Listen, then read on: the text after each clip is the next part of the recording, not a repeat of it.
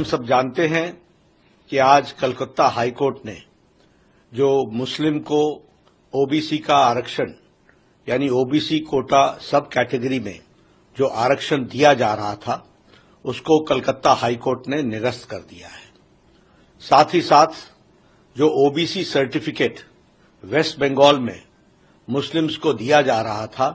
2010 से लेकर के 2024 तक, उसको भी हाई कोर्ट ने निरस्त कर दिया है। ये दोनों ही जजमेंट्स, ये दोनों ही जो फैसले आए हैं, ये बताता है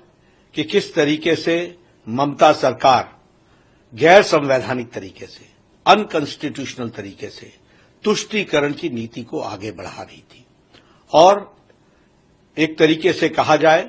तो मुस्लिम लीग के एजेंडा को आगे बढ़ा रही थी। प्रधानमंत्री मोदी जी ने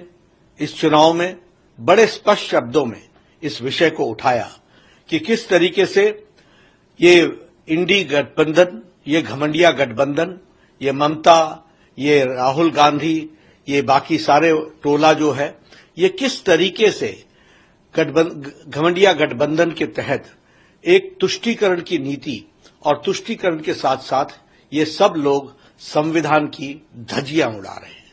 संविधान में साफ लिखा है कि धर्म के आधार पर आरक्षण नहीं होगा, लेकिन यह सब लोग मुस्लिम लीग का एजेंडा, जिस मुस्लिम लीग के एजेंडे के कारण भारत का विभाजन हुआ, उसी को फिर से आगे बढ़ाने का काम ये सारा घमंडिया गठबंधन कर रहा है और तुष्टीकरण की नीति को आगे बढ़ा रहा है। हाई कोर्ट के फैसला आने के बाद तुरंत ही ममता जी ने कहा कि मैं ना मानूंगी। ये क्या संविधान से ऊपर है? ये संविधान को संभालना इनका काम नहीं है, संविधान की रक्षा करना इनका काम नहीं है। ममता जी ने संविधान की रक्षा की शपथ लेकर के वो मुख्यमंत्री बनी है और संविधान के से ऊपर कोई भी नहीं है। और प्रधानमंत्री जी ने संविधान को दिखाते हुए और संविधान को कोट करते हुए ये बताया कि धर्म के आधार पर इस देश में किसी को आरक्षण नहीं मिलता है। राहुल गांधी ये संविधान की पुस्तिका लेकर के फिरते रहते हैं, लेकिन ऐसे मुद्दों पर जब हाई कोर्ट के तरफ से फैसला आ जाता है और मुस्लिम तुष्टीकरण